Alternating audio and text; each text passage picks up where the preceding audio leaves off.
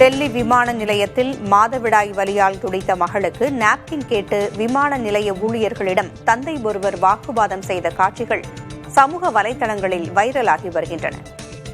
விமானிகளின் பணிநேர வரம்பு தொடர்பான புதிய விதிகள் காரணமாக இதுவரை 1000த்திற்கும் மேற்பட்ட இண்டிகோ விமானங்கள் ரத்து செய்யப்பட்டுள்ளன.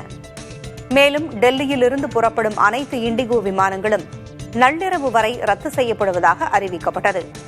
இச்சூழலில் மாதவிடாய் பிரச்சினையால் அவதிப்பட்ட தனது மகளுக்கு நாப்கின் வழங்க கோரி தந்தை ஒருவர் ஊழியர்களிடம் வாக்குவாதத்தில் ஈடுபட்டார்.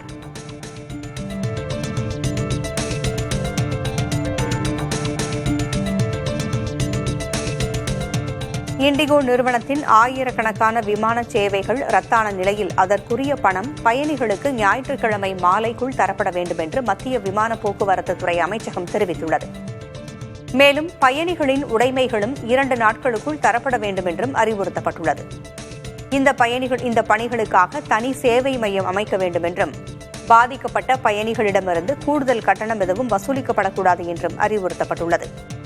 இந்த அறிவுறுத்தல்களை பின்பற்றாவிட்டால் நடவடிக்கை எடுக்கப்படும் என்றும் அரசு எச்சரித்துள்ளது.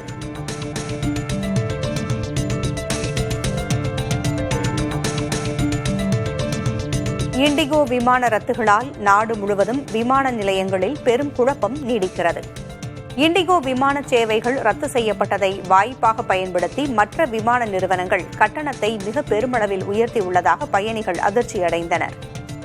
இந்நிலையில் பொருளாதார வகுப்பிற்கான விமான கட்டணங்களுக்கு மத்திய விமான போக்குவரத்து அமைச்சகம் உச்சவரம்பு விதித்துள்ளது. இதன்படி பயண தூரம் 500 கிலோமீட்டர் வரை இருந்தால் அதிகபட்ச கட்டணம் 7500 ரூபாயாகவும், பயண தூரம் 500 முதல் 1000 கிலோமீட்டர் வரை இருந்தால் அதிகபட்சமாக 12000 ரூபாயாகவும், பயண தூரம் 1000 முதல் 1500 கிலோமீட்டர் வரை இருந்தால் அதிகபட்ச கட்டணம் 15000 ரூபாயாகவும், பயண தூரம் 1500 கிலோமீட்டருக்கு மேல் இருந்தால் அதிகபட்ச கட்டணம் 18000 ரூபாயாகவும் நிர்ணயிக்கப்பட்டுள்ளது. இந்த உத்தரவு நிலைமை சீராகும் வரை அமலில் இருக்கும் என்றும் அனைத்து விமான நிறுவனங்களும் இந்த கட்டண வரம்புகளை கண்டிப்பாக பின்பற்ற வேண்டும் என்றும் உத்தரவிடப்பட்டுள்ளது.